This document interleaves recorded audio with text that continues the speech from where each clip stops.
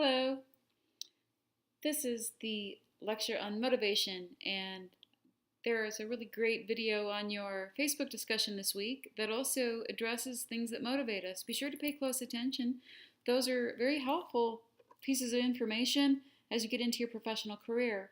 Because understand that regardless of what you end up doing, and most of you in any type of kinesiology related field will basically be motivating people to exercise, whether that be as a physical therapist, an occupational therapist, a personal trainer, a fitness professional, etc., etc., a wellness coach. Some of you will be working with people who have been injured or have a disease, and there will be special implications there. So we're going to take a look at motivation. You could study this topic for an entire semester or an entire career. There's a lot of really interesting information here. And of course, this fits more into sports psychology, the educational psychology, exercise psychology, etc. But is very valuable for our discussion. So what exactly is motivation? Well, defining motivation can be as simple as stating the direction and intensity of one's effort, and that's from Sage in 1977. A sports and exercise psychologist can view motivation from several specific vantage points, including achievement motivation, motivation in the form of competitive stress, which some people thrive under, some people do not. Also, intrinsic and extrinsic motivation, which we'll talk about. And those varied forms of motivation are all parts of the more general definition of motivation. So the direction of effort refers to whether an individual seeks out, approaches, or is attracted to certain situations. For example, a high school student may be motivated to go out for a tennis team, a coach to attend a coaching clinic, a businesswoman to join an aerobics class, or an injured athlete to seek medical treatment. The intensity of effort refers to how much effort a person puts forth in a particular situation. For instance, a student may attend a PE class but not put forth much effort during the class. On the other hand, a golfer may want to make a winning putt so badly that he becomes overly motivated, tightens up, and then blows it. And finally, a weightlifter may work out 4 days a week like her friends, yet differ from them in the tremendous effort or intensity she puts into each workout. So we see that motivation is the direction and the intensity of effort. So it's convenient to separate the direction of effort from the intensity, but for most people it's just related. When we talk about it, we separate them, but of course this is intertwined in a way that, in real life that we don't pick apart. For instance, students or athletes who seldom miss class or practice always arrive early.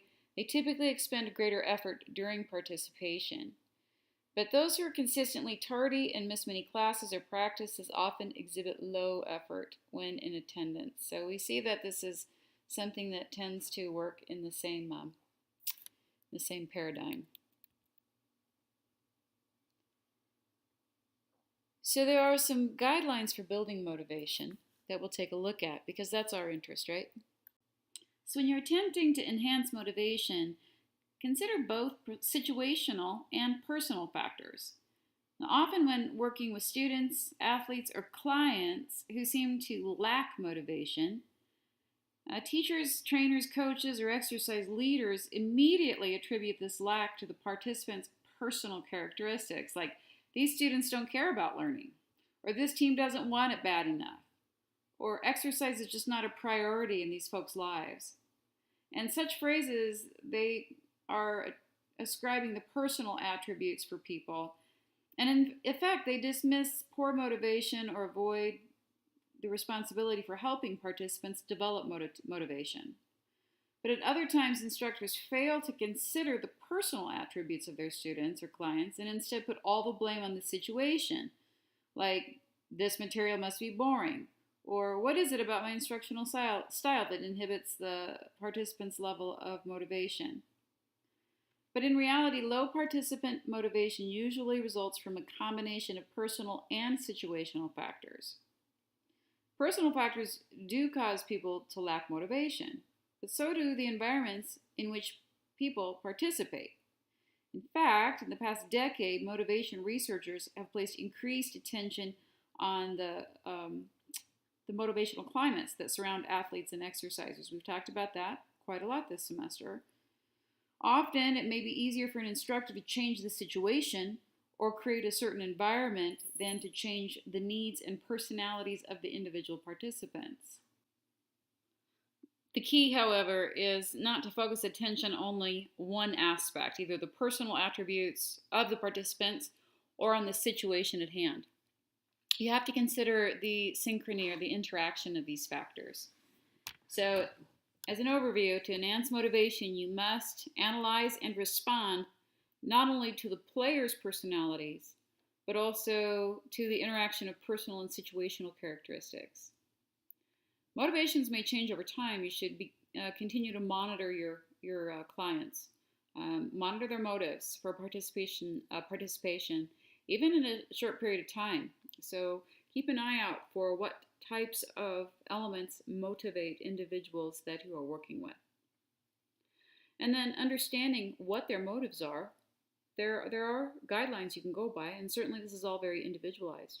But you have to understand that consistent effort is necessary for you as a professional to identify and understand these motives. And this understanding can be obtained in many, many ways. You kind of want to identify why people are participating in physical activity. So obviously, some people are going to be coming to you for therapy, for rehabilitation because they're injured or ill. So that's a pretty specific type of motivation. And you may have a very different situation on your hands because these people may not have experience with or like or enjoy in any way the idea of having to work out. And you're going to have to figure out how to change that because it's not just enough to know you have to do something.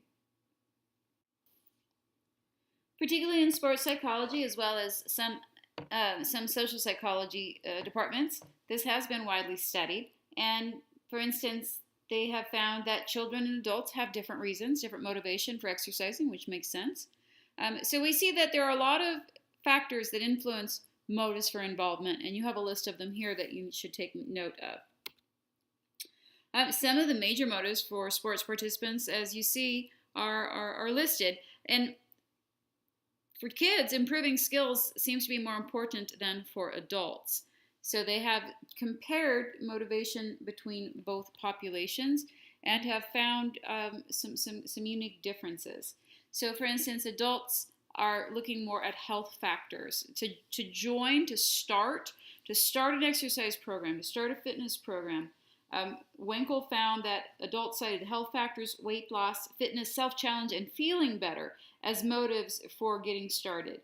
And the motives for continuing in the exercise program include enjoyment, the organization's leadership, for example, the instructor, the activity type, they liked the activity itself, and social factors. Social factors are a big part. It also has been found that motives change across age groups and that older adults' motives are less ego-oriented than younger adults.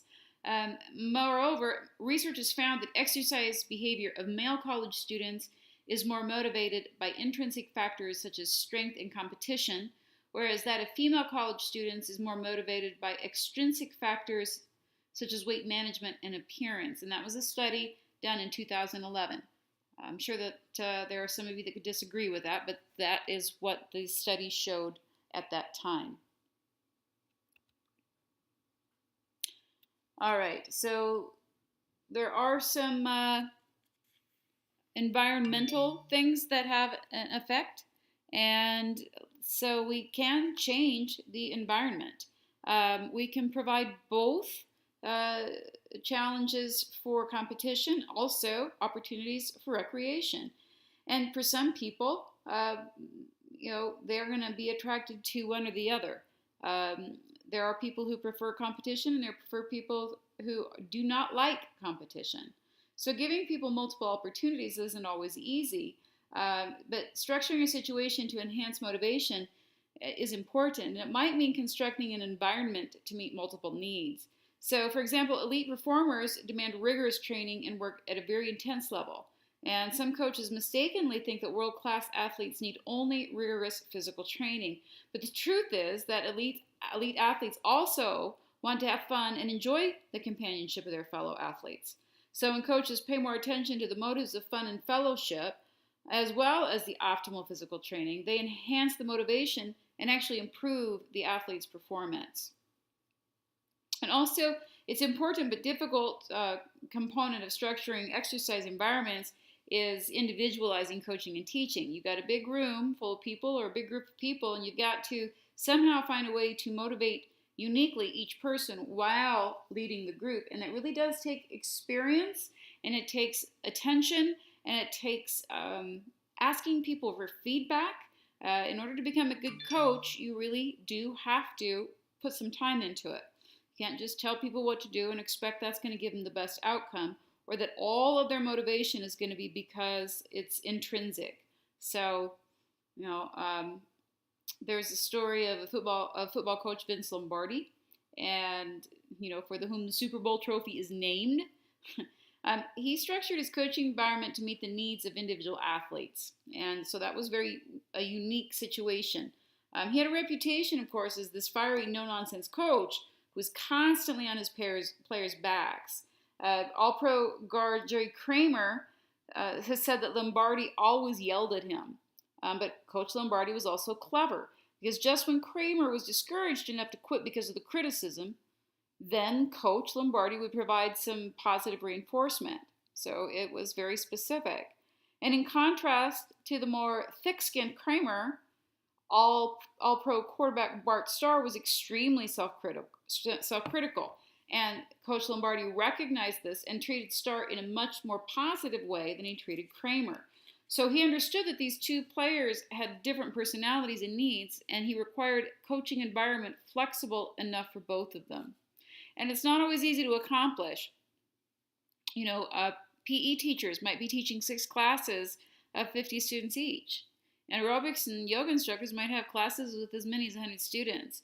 So without assistance, it's pretty impossible to structure the instructional environment like Lombardi did. But you still can pay attention and try to do your best with it, right?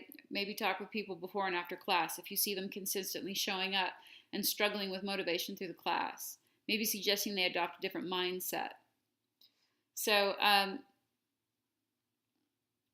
there's a story about a junior high physical education teacher who couldn't get to know his students as well as a personal trainer could. But he could have the students identify on index cards their motives for involvement by asking direct questions. What do you like about this class? Why did you take this class? And then assess the frequency that those various motives are mentioned, and the structure of the class environment to meet the most frequently mentioned motives. I do that with you guys. When I have you write that paper at the beginning of the semester, it's so that I can adjust immediately if I need to based on who you are. So you can ask people to write something simple and get an idea of how you can best structure your class or your environment. If you have an exercise class full of people who don't like competition, then that having more of a recreational and fellowship approach is going to be more effective. If you have a bunch of competitors, then you're going to want to set up some type of competitions, or use your language to include terms that would be found in competitive environments. As an exercise leader, as a physical educator, as a physical therapist, you have a critical role in influencing motivation. A survey of PE teachers who were all coaches showed that 73% of them considered themselves and their actions to be very important motivational factors for their athletes and for their athletes. So sometimes the influence is indirect, and you won't even recognize how important it is. So for example, a PE teacher who's energetic and outgoing, on personality alone, will be giving considerable positive reinforcement to the students. But over the school year, as her students come to expect her upbeat behavior, she may have a bad day, and she doesn't act negatively in class. Maybe she's not up to her usual cheerfulness. And her students know nothing about her circumstances, so they might perceive they did something wrong. So, unbeknownst to the teacher, her students are influenced by her mood. So, you too will have bad days as a professional, and you will need to struggle through them doing the best you can. The key thing to remember is that your actions and inaction on such days can influence the motivational environment. So some days you may need to just act a little bit more upbeat than you feel. Sometimes you just have to put on the mask. If that's not possible, inform your students that you're not quite yourself so they don't misinterpret your behavior. Also, you can use behavior modifications to change participants' undesirable motives. So, we've talked about the need for structuring the environment, and we've talked about examining people's motivation. But if somebody's motives aren't quite in alignment with completing the task, there's nothing wrong with trying to work with them to improve it.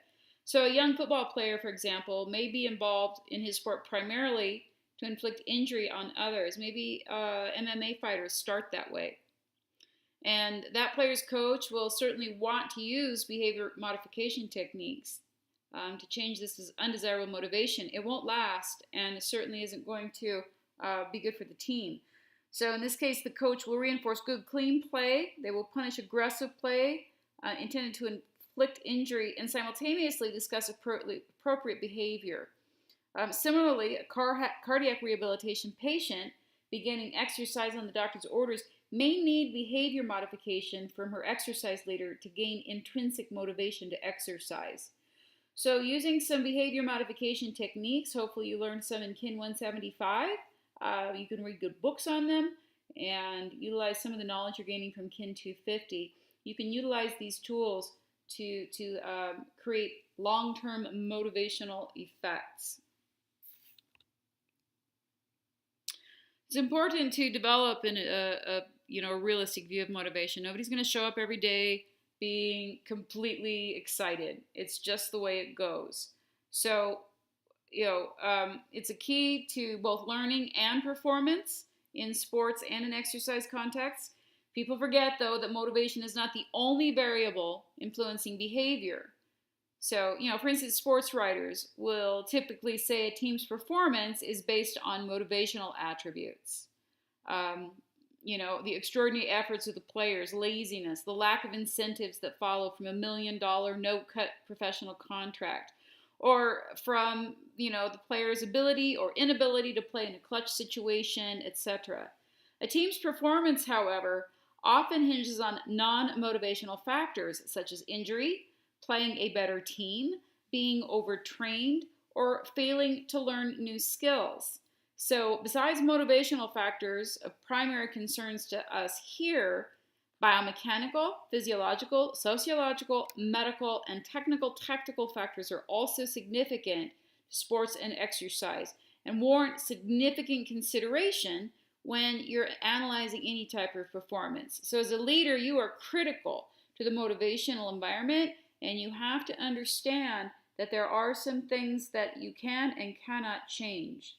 There are some things you can easily influence. For example, an exercise leader can change a reinforcement pattern, give more or less feedback. Also, sometimes it's just a matter of cleaning up the environment.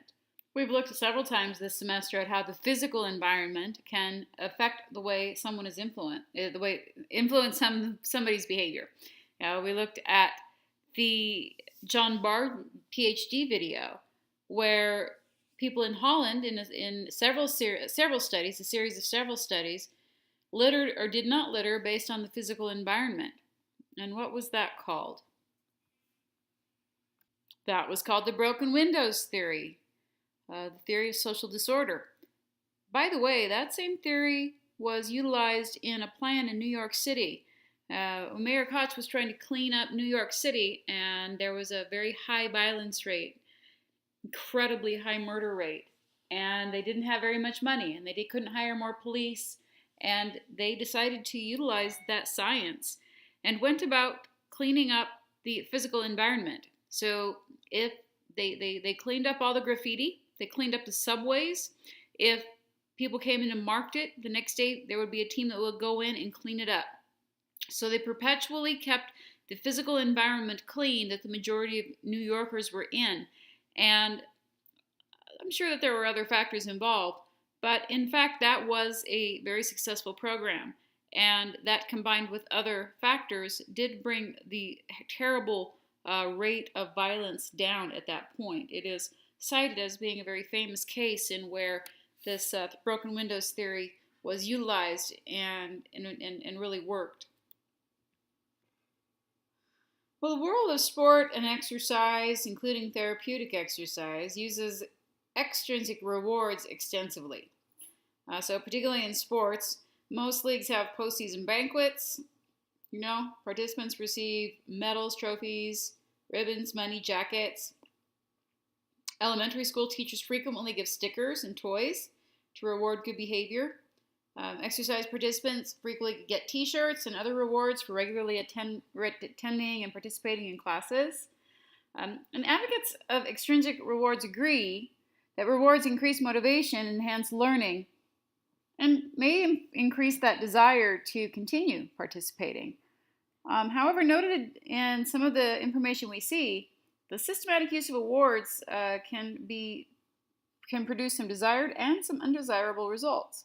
If rewards are used incorrectly, and in some cases financial rewards have a different result than you might think. So we do know that motivation has two sources. It has intrinsic and extrinsic. With extrinsic rewards, the motivation comes from other people through positive and negative reinforcements. But individuals also participate in physical activity for intrinsic reasons.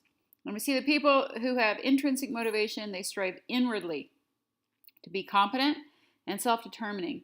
They enjoy competition, they like the action, they like the excitement, they focus on having fun, they want to learn to the best of their ability, they seem to have that that self-mastering mindset. I see that in the most successful athletes I've worked with. In working with professional athletes as a hypnotherapist, those who had the longest careers, who had the most success, really had the self-master mindset. It really was always about the performance, how they felt about it, if they reached their ability. And the win and the loss and the extrinsic rewards were kept as secondary goals. Of course they were important, but not as important as the how a person felt their performance, reached the best of their ability. All right, so there's different reasons why people, there are different types of intrinsic motivation, excuse me. So here's a list of a few. We see that, maybe learning something new. We hopefully are all, to some degree, motivated by a thirst for knowledge. That's why we're in school. That could also apply in physical activity and sport. Could be the sense of accomplishment. I taught myself how to do some very difficult computer programs so I could analyze EEG data in kinesiology because nobody else here could do it. And it was very, very challenging, but it was a great sense of accomplishment. And it took a lot of hours, a lot of late nights. I had to do it on my own outside of school hours, which was very challenging, but I did it. And I did it for probably that sense of accomplishment. I knew it was hard to get done, and so it was good. It could just be the sheer stimulation. We see this happen a lot in athletes. I see this more in Colorado. Seem to be a lot more people who are interested in enjoying the outer environment. Vegas is pretty much an indoor place. Although it doesn't necessarily mean that, they aren't also enjoying the fun and the excitement. We like our fun and excitement here in Vegas. And then regarding extrinsic motivation, there are some different types of that as well. So perhaps the activity is personally important because they like the outcome, right? So training 22-hour runs on a Saturday at 4 a.m. is probably not the most enjoyable thing a person could do, but it's important to them. It's integrated within their goal, their long-term goal. So that gives them a type of motivation. It's that outside goal. Maybe it's just because it's good for you. So again, I don't want to go back to Bikram yoga. I'm going back because I need it. It's good for me. I will be practicing extrinsic the extrinsic motivational system of identified regulation. Introjected regulation. This is where something is coming from the outside, motivated by external forces, introjected.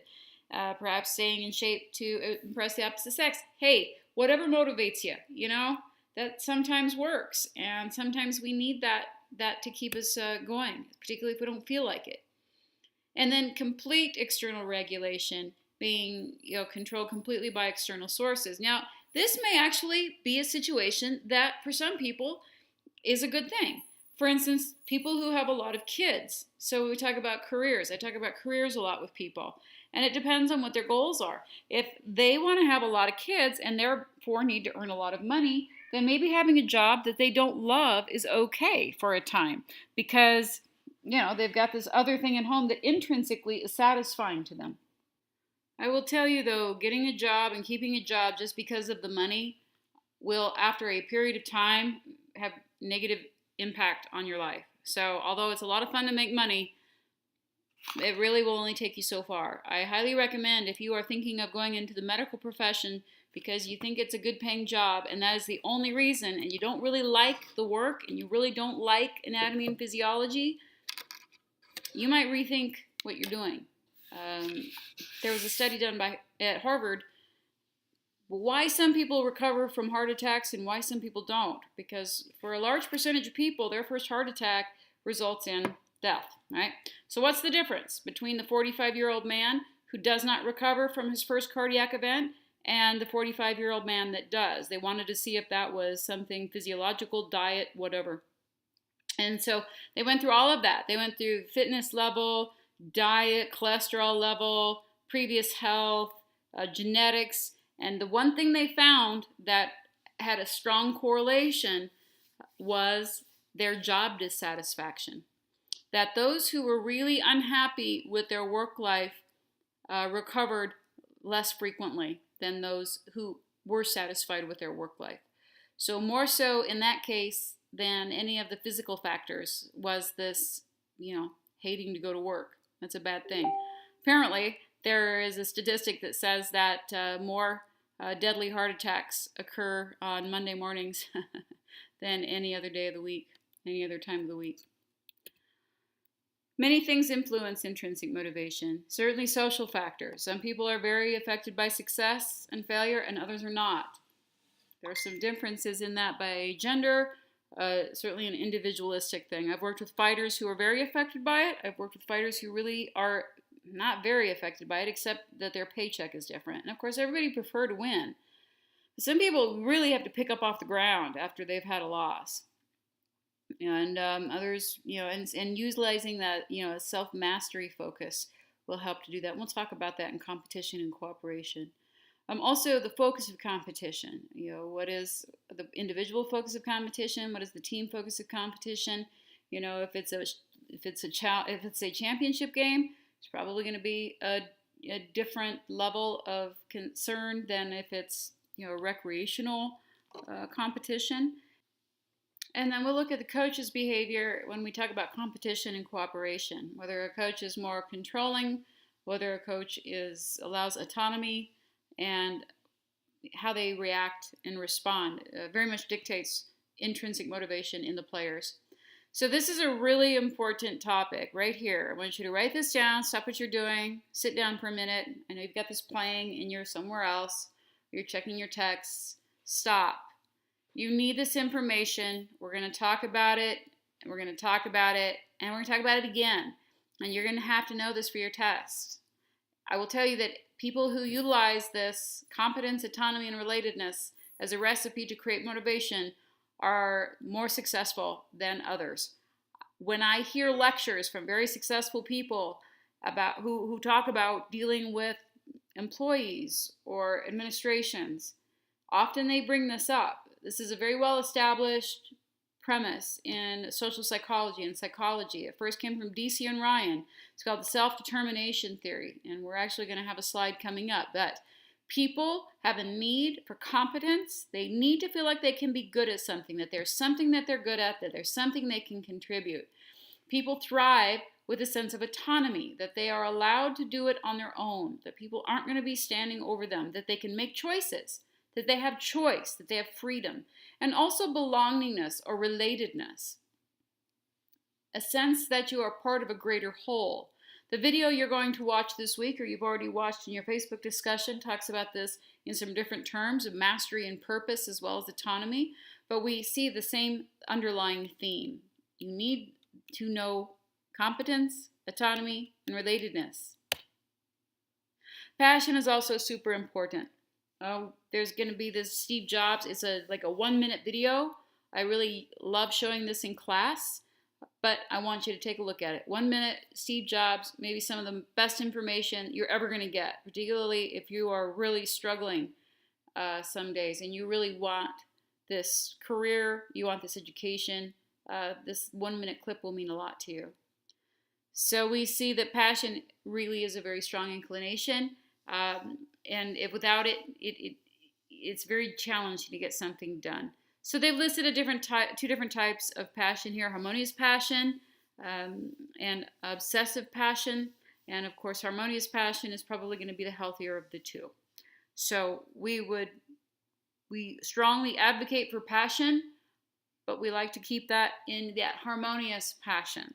A strong desire to engage in activity freely as it becomes part of one's identity, as opposed to the uncontrollable desire, which can actually become a detriment. And then the term about being the opposite of motivated is amotivated. So amotivation, neither intrinsically or extrinsically motivated. When somebody feels that way, they typically don't have that sense of competency. And therefore, we see a lack of control, a lack of motivation. So if they don't feel competent, they don't feel autonomous, they don't feel like they're in control, then we don't see a motivated individual. All right, so we see again these social factors. So we can see the success and failure, competency, focus of competition, whether it's with myself or others, what the prize is, what the deal is, whether the coach's behavior is positive or negative. And then here's your self-determination theory, a nice review slide, kind of repeating that information with a few more notes. So what do you think? Do extrinsic rewards undermine intrinsic motivation? That's a really, really popular topic in social psychology. And research does show that being paid for working on an intrinsically interesting activity can decrease a person's intrinsic motivation. That is a really curious statement, isn't it? For those of us who are still struggling to make it financially, I don't know if that's going to have the same effect. So let's take money off the table, right? Like in the video. You know, if your basic needs are covered, if you aren't rent insecure or food insecure, you know, that's going to, then we see this happen, okay? I will let you look at that in the video. You will see questions about that topic on the test. And if we look at it on a continuum, which you may have seen in other classes, we see that intrinsic and extrinsic motivation tend to work on a continuum, meaning we rarely find somebody who's incredibly extrinsically and intrinsically motivated. Usually a very intrinsically motivated person has less extrinsic motivation and vice versa. More extrinsically motivated person is not quite as likely to have much intrinsic motivation. So let's talk about this idea of motivation and extrinsic rewards. So there's a couple of classic studies. This one, DC and Ryan, self-determination theory, 1970s, Soma puzzles. So Soma puzzles are like the Rubik's cubes, right? All right, so people played with the puzzles, and half of them got paid and half of them did not. And then they brought them back a week later, and they just had the puzzle sitting there along with some magazines. And so the people who were originally paid, they picked those Soma puzzles up for 106 seconds on average. Those who were not paid, they picked those up and played with them longer. And they tested this a significant amount of times, so this was a robust result. So those who were not paid, they did not have an issue picking these things up and playing with them. And I've seen this happen. I've seen this happen with Fitness for Finals, where nobody's paid to be involved in Fitness for Finals. And then at one point, we did have a group of people who got a donation for their participation. And the next semester, I asked if they would be interested in participating, and they were only interested in participating if they did receive the donation, and they also felt that they deserved more because we were asking for an extra bit of time. So they were not motivated to be involved in the project as were the other people who continue to volunteer. And I do think that it was the payment that was originally made that affected their motivation to be involved. So we ask, is this something that is developed? Is this something that is socialized as we grow up? Or is this something that is innate? And so they test children. And with children, we would expect it to be less, particularly young children, less about society and more about nature, right? Nature versus nurture. So in a nursery school, they had a bunch of kids color pictures. They gave them the supplies, the colors. One group of students were told that they were going to receive a certificate. If they did a good job, they would receive a good player certificate. The other group, they weren't told they were going to get a certificate, but of course, because they were trying to be ethical scientists, all children were given a reward afterward. No, so we had an expected reward and an unexpected group. Results, a week later, they were given the same opportunity. The group who expected to get the reward showed significantly less motivation once there was no reward. The unexpected group played for about the same amount of time. So again, we see that if you originally got paid for something, you're probably going to be less motivated to do it without pay the next time, which somehow intuitively makes sense. But then when you ask yourself why that would be, if you, it was kind of interesting. All right, so we talked briefly about the self-determination theory. Self-determination theory.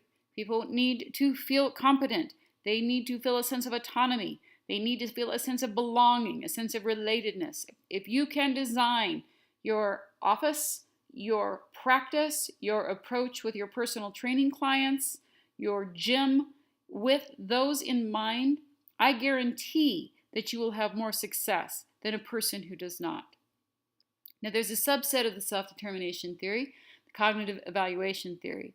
So, yes, you can set that up to give people those three components, but what we are how we perceive those components are obviously going to play a part. So because we are little snowflakes, we do understand through DC and Ryan's research that how rewards are perceived is critical in determining whether intrinsic motivation is affected. Also, the functional significance of the event. How a reward affects intrinsic motivation depends a lot on whether that person perceives it to be controlling, something that is trying to induce them or make them behave a certain way, or whether it's more informational, whether it's being given to them as congratulatory feedback, right? You've done a great job. Keep it up. So those are terms we'll look at again. So we'll take a look quickly at scholarships, and there we have several athletes in our classes. So in class, this is often a pretty interesting discussion. Maybe this is something you guys could bring up in your Facebook discussion. So one of the first assessments of how extrinsic rewards affect intrinsic motivation in the sports setting was Ryan's study of scholarship and non-scholarship collegiate football players. So players on scholarship report that they were enjoying football less than their counterparts not on the scholarship. Moreover, scholarship football players exhibited less intrinsic motivation every year they held their scholarship. So their lowest level of enjoyment occurred during their senior year. Ryan later surveyed male and female athletes from different schools in a variety of sports. And again, scholarship football players reported less intrinsic motivation than non-scholarship football players. However, male wrestlers and female athletes from 6 sports who were on scholarships reported higher levels of intrinsic motivation than those who are not on scholarship. So maybe these results can be explained by the distinction between controlling and informational aspects of rewards. Scholarships can have great informational value. They tell the athletes that they're good. And this would be especially informative to wrestlers and women who receive far fewer scholarships than other athletes. Remember, in 1980, few athletic scholarships were available to wrestlers and to women. In comparison, some 80 scholarships were awarded to Division I football teams, which would make the informational aspect of receiving a football scholarship a less positive confirmation of outstanding competence. Football is the prime revenue producing sport for most universities, so consider how football scholarships, as well as scholarships in other revenue producing sports, can be used. Some coaches may use scholarships as leverage to control the player's behavior, and players often believe they have to perform well or they'll lose their scholarships. So sometimes players who are not performing up to the coach's expectations are made to participate in distasteful drills and then threatened with being dropped from the team or given no playing time. By holding scholarships over players' heads, coaches sometimes have turned what used to be play into work. And under these conditions, the controlling aspect of the scholarship is more important than the informational aspect, which evidently decreases intrinsic motivation among the scholarship players. So it's just something to consider. I'm not telling my football players that you should be less motivated every year. It really has a lot to do with the coach. And the key here is that if you're aware of these things and you find, you're in a situation where that's happening to you, you can maintain this idea that you love the game and that your coach just doesn't know as much as you do about motivation. And keep your motivation. If you're aware of this, then you can change it. So the outcome of competition absolutely is going to affect for different people. Success and failure have a high level of informational value, right? And men do show higher levels of intrinsic motivation after a win. Females always absolutely do too. Now, these are just studies, guys, and I've had people be upset because they feel that it's unfair to they feel like it's somehow gender bias. But we do, when we study these things, it's really to find out what, if any, the differences are. Hopefully someday there will be no differences, but unfortunately, little girls and little boys are still raised with different words and different treatment. And so we do have differences in gender. And it's interesting to note because then we can actually do something to change it if it doesn't appear to be balanced or fair.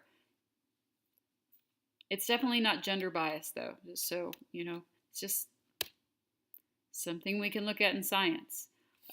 Now, anybody who has an issue with losing, who really messes them up, the self-mastery focus is a really good. What did I learn from that? How can I avoid doing that again? What's next, right? What did I do good? What should I repeat? I have a Muay Thai fighter. It's excellent. He's world class. He's been a world champion several times, and I work with him still before his fights. And he always calls me, and I don't know if he's won or lost. I let him tell me, and he usually tells me how he did. And if what we worked on, what he worked on in his camp was successful, and then he tells me, usually it comes up, but I don't ask. So, it's just not as big of a deal to him, but he really focuses on the self-mastery focus, and he's had an 18-year career in professional Muay Thai internationally, which is pretty unusual. So obviously, if you have an autonomous coach versus a controlling coach, someone who's holding all of your behaviors over your head, you don't feel that you have any freedom, that's going to change your level of motivation. We actually see higher levels of motivation in those participating in a recreational league versus a competitive league. Whether a person believes that they're good at it or not, right? That idea of competence. And whether a person feels that they have control. So here we see DC and Ryan's self-determination theory has a great impact in sports and physical activity on a sense of intrinsic motivation. How can we increase intrinsic motivation for our clients and patients and students? Obviously, providing for wins. I try very hard to make sure you all, as my students, have the opportunity to succeed at something. And maybe you are not the world's best writer. Maybe you are not the world's best test taker. So you have opportunities to do different things in my classes because I want you to have a successful experience. I want you to find that sense of competency. You can do the same for your clients. Give rewards contingent on performance. Oops, sorry. Now, to enhance motivation, rewards need to be earned. For example, getting a reward for merely participating, as in some youth sports leagues nowadays, is meaningless. Getting a reward for attending and working hard at all practices should fuel motivation. Use both verbal and nonverbal praise. Pats on the back can be wonderful. Thumbs up, a smile, body language can play a great part in motivation. Keep things novel. It's very easy to get bored. Practice and sport and exercise can get boring.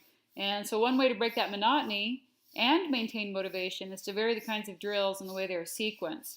Now, particularly with young athletes, gives them an opportunity to try new positions or assignments, and young people have more fun and maybe gain an awareness and appreciation, first of the demands of the different positions, and also maybe their abilities. So they might learn something about themselves. So similarly, exercise leaders should try to vary the content and format of their classes to keep motivation high. Dropout rates in exercise programs, again, are at about 50%. So involve people in decision making. So we looked at those rules for adherence, and you can use those same things here. If you allow participants more responsibility, then they're going to feel more of a sense of control. It will help to lead to feelings of personal accomplishment. So, for instance, participants might suggest how to organize a practice session. They might make up a team or a class rules, establish a dress code. Maybe if they are, knowledgeable enough, they can proceed with a game strategy. They might plan a new drill. Also, setting realistic performance goals. Not all participants are highly skilled or going to win every competition. Nobody's going to win all the time. But people can still learn how to set realistic goals based on their individual abilities. So those goals don't have to depend on objective performance outcomes, but they might include playing for a specified number of minutes, keeping emotional control, improving over a previous performance, etc. So it really, the performance goals don't have to be set hard. All right, then, that is the end of this lecture. I will hopefully see you guys very, very soon. I am looking forward to it.